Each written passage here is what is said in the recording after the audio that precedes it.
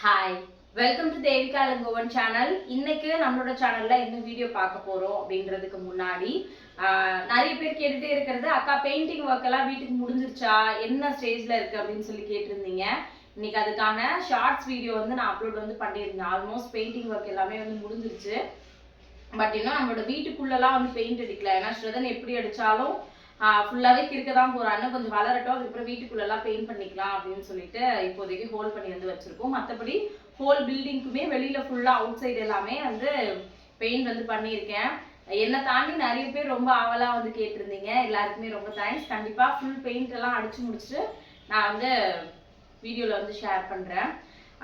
இன்னைக்கு எதை பத்தி பேச போறேன் அப்படின்னு பாத்தீங்கன்னா, மோஸ்ட்லி என்னை பார்த்து நிறைய பேர் கேட்கறது என்ன அப்படின்னா, எப்ப பார்த்தாலும் நீங்க ரொம்ப சந்தோஷமா இருக்கீங்க அப்படின்றது நிறைய பேரோட கேள்வியா வந்து இருக்கு. இன்னும் சில பேர் வந்து என்ன பார்த்து என்ன சொல்றாங்க அப்படின்னா, என்கிட்ட இல்ல, வெளியில பார்த்து சொல்றவங்க என்ன சொல்லுவாங்க அப்படின்னா, அவளுக்கு என்ன, அவ வந்து நடிக்க போனா, நிறைய சம்பாரிச்சு வச்சிருக்கா, யூடியூப்ல வந்து நிறைய காசு வருது, அதுக்கப்புறம் வந்து பாத்தீங்கன்னா பொட்டிக் ரன் பண்றா, அவங்க வீட்டுக்காரர் சம்பாதிக்கிறாரு, சொந்த வீடு இருக்கு, இதனால அவ ரொம்ப சந்தோஷமா இருக்கா அப்படின்னு சொல்லி சொல்றாங்க. பட் சந்தோஷமா இருக்கிறதுக்கு இதெல்லாம் தான் தேவையா அப்படின்னு கேட்டீங்கன்னா, என்னை பொறுத்த வரைக்கும் நான் இல்லை அப்படிதான் சொல்லுவேன். ஏன் அப்படின்னா, ஆரம்பத்துல நான் ஷூட்டிங் போனேன்னு சொல்லிட்டு இருந்தாங்க, அவ நடிக்க போறா, சம்பாதிக்கிறா அப்படின்னு சொல்லிட்டு இருந்தாங்க. பட் ஸ்ரதன் கன்சீவ் ஆனதுக்கு அப்புறம் நான் வந்து ஷூட்டிங் போறது எல்லாத்தையும் அப்படியே வந்து ஸ்டாப் பண்ணேன். அப்ப நான் ஹாப்பியா இல்லையான்னு கேட்டீங்கன்னா, நான் வேலைக்கு போனதை விட வீட்டுல இருக்கும்போது ரொம்ப சந்தோஷமா வந்து இருந்தேன். அடுத்தது வந்து பாத்தீங்கன்னா, சொந்த வீட்டுல இருக்கா, அதனால அவ ரொம்ப சந்தோஷமா இருக்கா அப்படின்னு சொல்றாங்க. பட் நான் வாடகை வீட்டுல இருக்கும்போது அதுக்காக நான் வந்து அழுதுட்டே கஷ்டப்பட்டே இருந்தேனான்னு கேட்டீங்கன்னா கிடையாது. நான் வாடகை வீட்டுல இருக்கும்போது என் சொந்த வீட்டுல எப்படி இப்ப இருக்கணும் அதே மாதிரி அதையும் என் சொந்த வீடா நினைச்சுதான் நான் வந்து சந்தோஷமா வந்து இருந்தேன். அதனால சுத்தி இருக்கவங்க என்ன வேணா வந்து சொல்லலாம், ஆனா நான் என்ன சந்தோஷமா வச்சுக்கிறதுக்கான காரணத்தை பத்தி தான் இன்னைக்கு உங்களோட நான் வந்து ஷேர் பண்ணிக்கணும் அப்படின்னு சொல்லி நினைக்கிறேன். நம்மளோட சப்ஸ்கிரைபர் சிஸ்டர்ஸ் நிறைய பேர் கேட்கறது, அக்கா உங்களுக்கு எந்த கவலையுமே இருக்காதா, எப்பவுமே நீங்க ரொம்ப ஹாப்பியாவே இருக்கீங்க அப்படின்னு சொல்லி கேக்குறாங்க. நான் என்ன ஹாப்பியா வந்து வச்சுக்கிறேன். ஏன் அப்படின்னா, முன்னாடியே ஒரு விஷயம் வந்து சொல்லியிருப்பேன், நம்ம சந்தோஷமா இருக்கிறதும் நம்ம கவலைப்படுறதும் அடுத்தவங்க கையில வந்து கிடையாது. ஏன்னா நம்மள யாராவது ஒருத்தவங்க ஏதாவது சொல்லிட்டாங்க அப்படின்னா, நம்ம தான் டிசைட் பண்ணணும், நம்ம அதை நினைச்சு கவலைப்படணுமா இல்லைன்னா சந்தோஷப்படணுமா அப்படின்றத. நம்ம அவங்களுக்கு இடம் கொடுத்தா அவங்க ஜெயிச்ச மாதிரி வந்து ஆயிடும். அதனால யாருக்கும் எந்த ஸ்பேஸும் கொடுக்காம எப்பவுமே நான் எப்படி இருக்கணும் அப்படின்றத நான் தான் டிசைட் பண்ணணும் அப்படின்றதுல எப்பவுமே ரொம்ப கான்சியஸா இப்போ ஒரு 3 வருஷமா இருக்கேன்னு வச்சுக்கோங்களேன். நிஜமாவே நான் ரொம்ப சந்தோஷமா இருக்கேன். அதுக்கு ஃபர்ஸ்ட் காரணம் என்ன அப்படின்னா, ரொம்ப பெரிய விஷயத்துல எல்லாம் ஹாப்பினஸ் வந்து நான் தேடுறது வந்து கிடையாது. ரொம்ப சின்ன சின்ன விஷயங்கள், ஏதாவது சின்னதா ஒரு விஷயம் நடந்தா கூட அதுல நான் வந்து சந்தோஷப்படுறதுக்கு வந்து கத்துக்கிட்டேன். ஏதாவது ஒரு விஷயம் பெருசா சக்சஸ் ஆகணும் அப்படின்னு நம்ம வெயிட் பண்றதுன்றது வேற. ஆனா வந்து பாத்தீங்கன்னா, இப்போ வந்து வீடு வாங்கினேன் அதனால சந்தோஷமா இருக்கேன் அப்படின்றதெல்லாம் வந்து கிடையாது. ஒரு கார் வாங்குறோம், இப்ப நாளைக்கு வந்து ஏதோ ஒரு விஷயம் வந்து வாங்க போறேன் புதுசா அப்படின்னா அதுக்காக மட்டும் சந்தோஷப்படுவேனான்னு கேட்டீங்கன்னா அப்படியெல்லாம் வந்து கிடையாது. நான் காலையில 4 மணிக்கு எந்திரிக்கிறதுக்கு பதிலா ஒரு 3:50க்கு எந்திரிச்சேன் அப்படின்னா எனக்கு நாளைக்கு டேவை ரொம்ப ஹாப்பியான டேவா தான் வந்து பார்ப்பேன். ஏன் அப்படின்னா, நான் இன்னொரு 10 நிமிஷத்துக்கு முன்னாடி அலாரம் அடிக்கிறதுக்கு முன்னாடியே எந்திரிச்சிட்டேன் அப்படின்னும் போது அதை நான் ஹாப்பியா தான் வந்து பார்ப்பேன். இது எதுக்கு பர்டிகுலரா உங்ககிட்ட ஷேர் பண்றேன் அப்படின்னா, நிறைய பேர் யோசிக்கிறது என்ன அப்படின்னா, நம்ம சந்தோஷமா இருக்கணும் அப்படின்னா அதுக்கு வந்து கண்டிப்பா பணம் தேவை, நம்மளை சுத்தி எல்லாருமே ரொம்ப நல்லவங்களா இருக்கணும், நம்மள ரொம்ப அன்பா பாத்துக்கிறவங்க இருந்தாதான் நம்மளால சந்தோஷமா வந்து இருக்க முடியும். இப்படி எல்லாம் நமக்கே சில நம்ம ரெஸ்ட்ரிக்ஷன்ஸ் வந்து வச்சுக்கிட்டே வந்து போறோம். அதனாலேயே வந்து பாத்தீங்கன்னா அந்த மாதிரி விஷயங்கள் யோசிக்கிறதுனாலேயே நம்மளோட சந்தோஷத்தை நம்ம நிறைய டைம்ல இழந்துடுறோம் அப்படின்னு சொல்லிதான் நான் கண்டிப்பா வந்து சொல்லுவேன். எனக்கு ஏதாவது சின்ன விஷயம் இருந்துச்சுன்னா நான் நிஜமாவே அதை வச்சு சந்தோஷம் வந்து படுவேன். எக்ஸாம்பிளுக்கு சொல்லணும்னா என்ன சொல்றது, இப்போ ஒண்ணுமே இல்லை, நேற்று வந்து பாத்தீங்கன்னா ஆஃபீஸ்ல இருந்து ஆக்சுவலா டெய்லி அவருக்கு ஈவினிங்ல ஆஃபீஸ்க்கு ஏதாவது ஒரு ஸ்நாக்ஸ் வந்து கொடுப்பாங்க. எடுத்துட்டு வந்து பசங்க கிட்ட வந்து கொடுப்பாரு. ஏன்னா அவர் மேக்சிமம் சாப்பிடுவாரு, சில டைம் சாப்பிடாம ஏதாவது ரொம்ப பிடிச்சதா இருந்துச்சுன்னா பசங்களுக்கு கொண்டு வந்து கொடுப்பாரு. எனக்கு வந்து பாத்தீங்கன்னா ப்ரௌனி வந்து பிடிக்கும். பட் அதோட பேர் எனக்கு கொஞ்ச நாளைக்கு முன்னாடி அது ப்ரௌனின்னு கூட எனக்கு தெரியாது. ஒரு நாள் கடைக்கு போகும்போது இது நல்லா இருக்கும் தாங்க, சாப்பிட்டு பாருன்னு சொல்லிட்டு எனக்கு வந்து அது வந்து வாங்கி கொடுத்தாரு. நல்லா இருந்துச்சு. வீட்டுக்கு வந்ததுக்கு அப்புறம் சொன்னேன், தங்க அது நல்லா இருந்தது தங்கம் அப்படின்னு சொல்லியிருந்தேன். இன்னொரு தடவை சொன்னேன், எனக்கு இன்னொரு நாள் நீ வெளில இருந்து வரும்போது ப்ரௌனி வாங்கிட்டு வந்து தரியான்னு ஒரு நாள் கேட்டேன். அன்னைக்குமே வாங்கிட்டு வந்து கொடுத்துருந்தாரு. இதெல்லாம் நடந்து ஒரு 6 மாசத்துக்கு மேலேயே வந்து ஆயிடுச்சு. நார்மலா வந்துருந்தது. நேற்று ஈவினிங் வந்து வந்தாரு. வந்ததுக்கு அப்புறம் தேவேஷ் வந்து டியூஷனுக்கு போயிட்டான். ஸ்ரதன் மட்டும் வீட்டில் இருந்தேன். தனியா கூப்பிட்டு இந்த பாக்ஸ்ல ப்ரௌனி இருக்கு, ஆஃபீஸ்ல வந்து எனக்கு சாப்பிட்றதுக்கு வந்து கொடுத்தாங்க தங்கம். எனக்கு உன் ஞாபகம் தான் வந்துச்சு. நான் எனக்கு சாப்பிடவே மனசு இல்லை. நான் இதை மூடி வந்து உனக்கு ஃப்ரிட்ஜில் வந்து வைக்கிறேன். பசங்கள்லாம் தூங்கினதுக்கு அப்புறம் உனக்கு எப்போ ஃப்ரீ டைம் கிடைக்குதோ அப்போ உட்காந்து நீ சாப்பிடு அப்படின்னு சொல்லி சொன்னாரு. பசங்களுக்கு தேவையானது எல்லாமே நான் வந்து வாங்கி கொடுப்போம், அவருமே வந்து வாங்கி கொடுப்பாரு. பட் எனக்கு இது ஏன் ரொம்ப ஸ்பெஷலாகவும் ரொம்ப சந்தோஷமாகவும் இருந்துச்சு அப்படின்னா, ஒரு கடைக்கு போறோம், காசு கொடுத்து வாங்கிட்டு வந்து தராரு அப்படின்னா ஓகே, கடைக்கு போனாரு, அங்க இருந்துச்சு, பார்த்தாரு, வாங்கிட்டு வந்து கொடுக்குறாரு அப்படின்றது வந்து அதுவுமே ஸ்பெஷலான விஷயம் தான். அதை தாண்டி அவ்வளோ ஒர்க் ப்ரெஷர்ல வேலை பார்க்குறாங்க. ஒரு பொருளை பார்க்கும்போது நம்மளோட ஞாபகம் வருது அப்படின்னும் போது எனக்கு அது ரொம்ப ஹாப்பியா, ரொம்ப பெரிய விஷயமா வந்து தெரிஞ்சிச்சு. என்கிட்ட சொல்லும் போது பர்டிகுலரா சொல்லியே கொடுத்தாரு, இதை பசங்களுக்கு ஷேர் பண்ணி கொடுக்குறேன்னு சொல்லி கொடுக்காத, ஏன்னா அவங்களுக்கு என்ன தேவையோ அதை நான் வந்து வாங்கி கொடுத்துப்பேன். உனக்கு பிடிச்சத நீ வந்து ரிலாக்ஸா எப்போ டைம் கிடைக்குதோ அப்போ உட்காந்து சாப்பிடுன்னு சொல்லி எனக்கு வந்து கொடுத்தாரு. எனக்கு அது என்ன சந்தோஷமா இருந்துச்சு அப்படின்னா, அது ஒரு சின்ன விஷயம். மேபி உங்களுக்கு கேட்கறவங்களுக்கு கூட தோணலாம், இது ஒரு சாதாரண ப்ரௌனி தானே அப்படின்னு சொல்லி தோணலாம். ஆனா என்னை பொறுத்த வரைக்கும் அதுல நிறைய விஷயங்கள் வந்து அடங்கி இருக்கு. என்ன அப்படின்னா, ஒரு அவ்வளோ ஆஃபீஸ் ப்ரெஷர் இருக்கும். காலையில இருந்து சாயங்காலம் வரைக்கும் ஆஃபீஸ்ல உட்காந்து நிறைய வேலை வந்து பார்ப்பாரு. அவர் சேனல்ல ஒர்க் பண்றாரு, அதனால நிறைய ப்ரெஷர் வந்து இருக்கும். இது எல்லாத்தையும் தாண்டி ஒரு பொருளை பார்க்கும் போது என் ஞாபகம் வருது அப்படிங்கும் போது எனக்கு அது ரொம்ப ஸ்பெஷலா வந்து தெரிஞ்சிச்சு.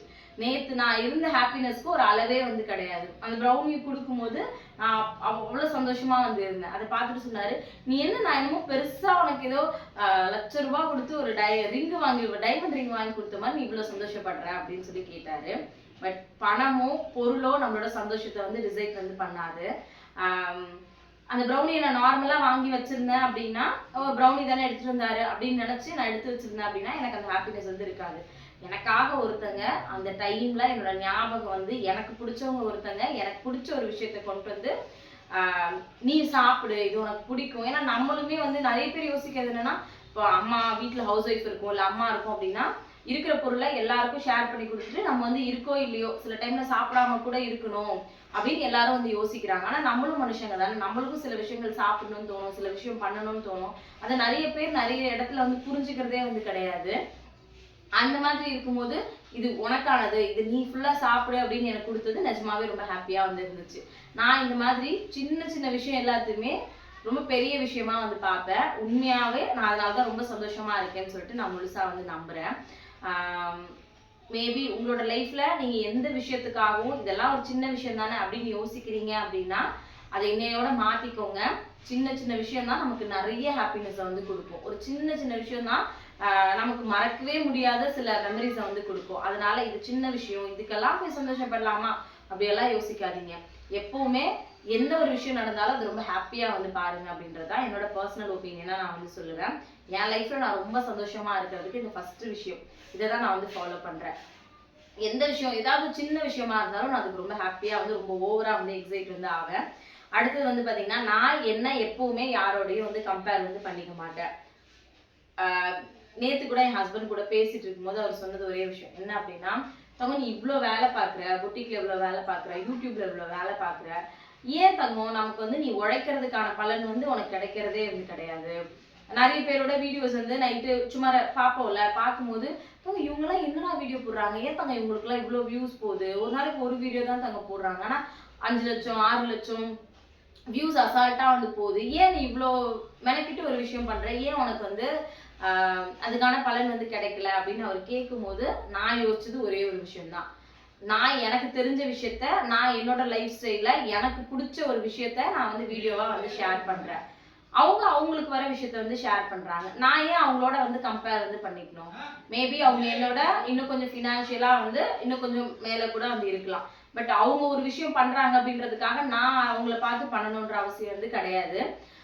நான் அவர்கிட்ட சொன்னது ஒரே ஒரு விஷயம் தான். எனக்கு தெரிஞ்ச விஷயத்த, எனக்கு பிடிச்ச விஷயத்த நான் வந்து வீடியோவா ஷேர் பண்றேன். அக்கா உங்க வீடியோ பார்க்கும்போது ரொம்ப எங்களால வந்து கனெக்ட் ஆயிக்க முடியுது. உங்களை வந்து வேற யாரோ பார்க்கலாம் எங்களுக்கு தோணல. எங்க வீட்டுல ஒரு ஆளா உங்களை பாக்குறோம், எங்க அக்கா மாதிரி உங்களை பாக்குறேன், எங்க அம்மா மாதிரி உங்களை பாக்குறேன். என் தங்கச்சி கிட்ட நான் பேசி ரொம்ப வருஷம் ஆகுது, பட் உங்களை பார்க்கும்போது என் தங்கச்சி மாதிரி எனக்கு ஃபீல் ஆகுது. எனக்கு கூட பிறந்தவங்க யாருமே இல்லை, பட் இருந்தாலும் உங்களை பார்க்கும்போது எனக்கு ஒரு அக்கா இருக்காங்க, தங்கச்சி இருக்காங்க அப்படின்னு சொல்ற நிறைய உறவுகள் வந்து எனக்காக வந்து இருக்காங்க. அப்போ நான் வந்து ஏன் அவங்க அப்படி வீடியோஸ் போடுறாங்க, அவங்கள பார்த்து நான் வீடியோ போடணும் அப்படின்னு நான் ஏன் யோசிக்கணும் அப்படின்றத அவர்கிட்ட சொன்ன பதில். இப்ப மட்டும் கிடையாது, எப்பவுமே என்னோட டிசிஷன் வந்து அதுதான். என்கிட்ட பேசுறவங்க சில பேர் சொல்லுவாங்க, நீங்க ஏன் இதை எப்படி மாத்தி பண்ணக்கூடாது, இந்த வீடியோவை நீங்க இப்படி போடக்கூடாது, இதையே நீங்க அப்படி போடக்கூடாதுன்னு என்கிட்ட கரெக்ஷனாவே வந்து சொல்லுவாங்க.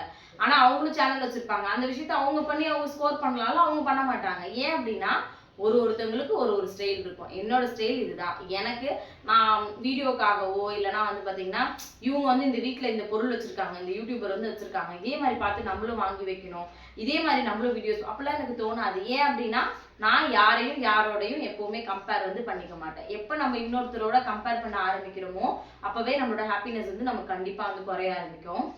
என்கிட்ட இருக்கிறது இதுதான், இதுதான் நான் உங்களோட வந்து ஷேர் பண்ணிக்கிறேன் அப்படின்றதுதான். அதனால எப்போ நம்ம ஐயோ அவ பாரு இவ்வளவு சப்ஸ்கிரைபர் வச்சிருக்கா, அவ பாரு இவ்வளவு விஷயம் வந்து பண்றா, அவ பாரு நம்மளை விட வந்து நாளைக்கு ஒரு விஷயம் வந்து பண்ண போறா, அவங்க வந்து நாளைக்கு வந்து பாத்தீங்கன்னா ஒரு ஃப்ரிட்ஜ் வாங்க போறாங்க, டிவி வாங்க, இப்படி எல்லாம் அடுத்தவங்களோட நம்மள எப்பவுமே கம்பேர் வந்து பண்ணக்கூடாது. இது அடுத்தவங்களுக்கு நல்லதா இல்லையாலாம் எனக்கு தெரியல, பட் எனக்கு அது நல்லதா வந்து தோணுச்சு. எனக்கு வந்து என் நிம்மதியை கெடுக்காம ஒரு விஷயம் எனக்கு ஹாப்பினஸ் கொடுக்குது, நான் அப்ப அதை தானே நான் ஃபாலோ பண்ணுவேன்.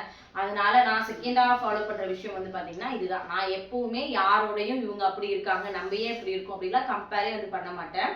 மேபி நீங்க அப்படி கம்பேர் பண்ற ஆளா இருந்தீங்க, அவங்க வேலைக்கு போறாங்களே, நம்ம வீட்லயே இருக்குமே, குழந்தைய பாத்துக்கிறோமே, ஃபேமிலியை பாத்துக்கிறோமே, அப்படியெல்லாம் யோசிக்காதீங்க.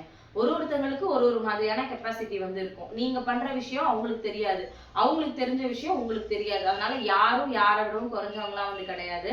நான் எப்பவுமே அதை நம்புறேன். யாரோடையும் நம்மளை கம்பேர் பண்ணாம நமக்கு தெரிஞ்ச நமக்கு பிடிச்ச விஷயத்த பண்ணிட்டு இருந்தோம் அப்படின்னாலே நம்ம லைஃப் ரொம்ப சந்தோஷமா வந்து இருக்கும்.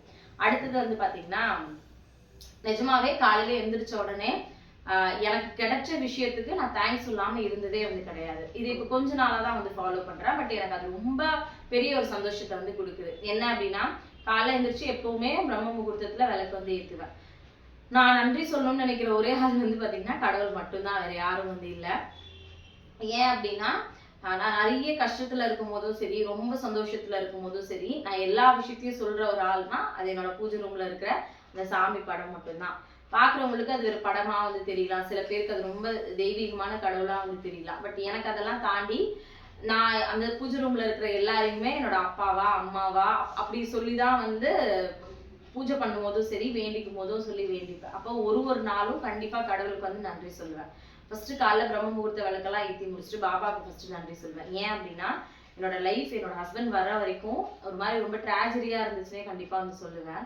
பட் என் ஹஸ்பண்ட் வந்ததுக்கு அப்புறம் என் லைஃப் அப்படியே டோட்டலா வந்து மாறிடுச்சு. அதுக்கு என் ஹஸ்பண்டை எனக்கு கொடுத்தது வந்து பாபா தான் முழுசா வந்து நம்புறேன். அதனால கண்டிப்பா பாபாவுக்கு வந்து காலையில ஒரு தேங்க்ஸ் வந்து கண்டிப்பா சொல்லிடுங்க. அடுத்தது வந்து பாத்தீங்கன்னா முருகருக்கு கண்டிப்பா தேங்க்ஸ் சொல்வேன். எதுக்காக அப்படி டெய்லியுமே சொல்வேன். எதுக்காக அப்படின்னா நான் வந்து வாடகை வீட்டுல இருந்தேன். ஆல்ரெடி நேத்து கூட அந்த வீடியோல வந்து ஷேர் பண்ணியிருந்தேன். வாடகை வீட்டுல இருந்தோம், நிறைய ஸ்ட்ரகிள் வந்து ஃபேஸ் பண்ணோம். திடீர்னு ஒருத்தவங்க சொல்லிதான் நான் வந்து பாத்தீங்கன்னா முருகர் கோவிலுக்கு போய் விளக்கேற்ற ஆரம்பிச்சேன். அப்போ திடீர்னு ஒரு ஆப்பர்ச்சுனிட்டி வந்துச்சு, ஒரு வீடு இருக்கு நீங்க அட்வான்ஸ் பண்ணுங்கன்னு சொன்னாங்க. நாங்க டோக்கன் அட்வான்ஸா ஒரு 10,000 ரூபாய் பணமுமே கொடுத்தோம். ஒரு எல்லாமே முடிக்க போற டைம் ஒரு 10 days 15 days இருக்கு, எல்லாமே அட்வான்ஸ்லாம் பே பண்ணி ஃபுல்லா முடிக்க போறோன்ற டைம்ல தான் எங்களுக்கு தெரிஞ்சிச்சு அது வந்து அப்ரூவல் இல்லாத வீடு, எங்களை ஏமாத்துறாங்க அப்படின்னு. அந்த 10,000 ரூபாயை திரும்ப அவங்க கிட்ட இருந்து வாங்குறதுக்கு ரொம்ப கஷ்டப்பட்டோம்.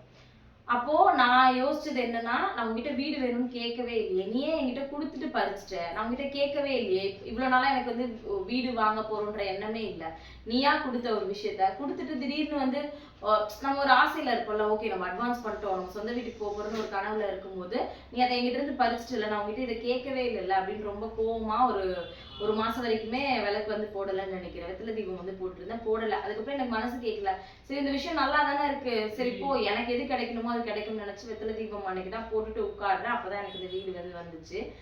சொன்னா நம்புவீங்களான்னு தெரியல, ஒரே மாசத்துல எல்லா விஷயமும் டக்கு டக்கு டக்குன்னு நடக்க ஆரம்பிச்சுது. நாங்க லீஸு கொடுத்துருந்தோம், அப்பதான் ரினியூவல் பண்ணியிருந்தோம். அந்த அமௌண்ட் பாத்தீங்கன்னா எங்களுக்கு இந்த வீட்டுக்கு அட்வான்ஸ் பே இந்த வீடுக்கு நாங்க அட்வான்ஸ் பே பண்ணும்போது எங்க கையில இருந்த பணம் வந்து 3000 ரூபாய் தான் வந்து இருந்துச்சு. நாங்க இன்னும் 2000 ரூபாய் வெளியில இருந்து வாங்கி போட்டு 5000 ரூபாயா அந்த ஓனருக்கு டோக்கன் அட்வான்ஸ் வந்து கொடுத்தோம். பட் அப்ப சத்தியமா நினைச்சு பார்க்கல, எங்களுக்கு லோன் சாங்ஷன் ஆகும்னு நான் நினைக்கல, வீடு ரெஜிஸ்டர் பண்ணுவோம்னு நினைக்கல, என் சொந்த வீட்டுல வந்து இருப்பேன்னு நினைக்கல, இந்த வீட்டு லோனை க்ளோஸ் பண்ணுவேன்னு நினைக்கல. நான் வச்ச நகையெல்லாம் திரும்ப எடுப்பேன்னு நினைக்கல. இது எல்லாமே எனக்கு மேஜிக் மாதிரி நடந்துச்சு. இது எல்லாமே முருகரால நடந்துச்சு அப்படின்றதுல எனக்கு ஒரு பெரிய நம்பிக்கை வந்து இருக்கு. அதனால கண்டிப்பா அவருக்கு காலையில ஒரு தேங்க்ஸ் வந்து சொல்லுவேன். இப்படி ஒரு விஷயத்துக்கும் கண்டிப்பா தேங்க்ஸ் சொல்லுங்க. வெறும் சாமிங்களுக்கு மட்டும் தான் சொல்லுவேன்னு கேட்டீங்கன்னா இல்ல. என் ஹஸ்பண்ட் ஏதாவது ஹெல்ப் பண்ணாருன்னா அவருக்கு தேங்க்ஸ் சொல்லுவேன். தேவேஷ் ஏதாவது பண்ணானா அவனுக்கு தேங்க்ஸ் சொல்லுவேன்.